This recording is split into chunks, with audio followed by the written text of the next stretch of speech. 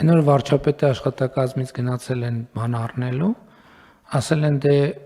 եթե կանխիկով կտակ փողը ուրիշ գին, հա, եթե քարտով կվճարեք ուրիշ գին։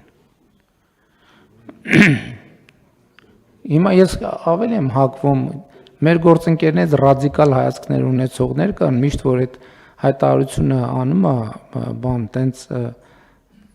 բան անցնում, տենց լարում անցնում դահլիճով,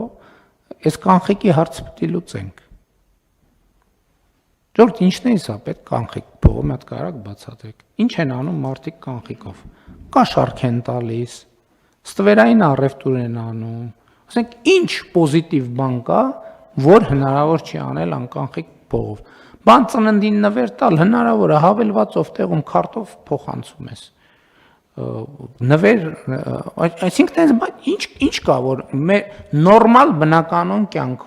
նորմալ բնականոն կյանքում, որը սահմանված է Հայաստանի Հանրապետության օրենսդրությամբ, հանրային բարոյականության նորմերով եւ այլն եւ այլն։ Ինչ կա, որ հնարավոր չի անել անկանխիկով։ Մի հատ հələ գույքագրեք։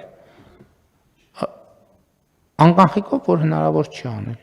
Չէ՞ մի հատ լուրջ գույքագրեք, որովհետեւ ինչ է նշանակում Երևան քաղաքի կենտրոնում վարչապետի աշխատակազմը գնա առևտուր անի, ասի դե գիտես ընկեր ջան, սենց է մեր մոտ։ Ուրեմն եթե սենց անեք, սենց կանեք,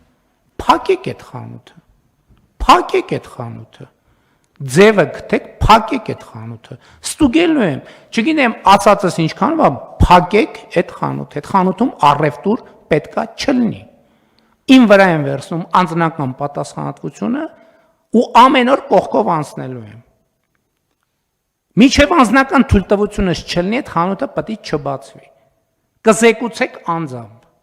Կզեկուցեք անձամբ։ Քանի սենց խանութի տեղ իմացա, ամբողջ պատասխանատվությունը վերցնում եմ իմ վրա։ Փակվելու է այդ խանութը, առևտուր չի լինելու։ Միջև անձնական թույլտվություն չտամ, առևտուր չի լինելու։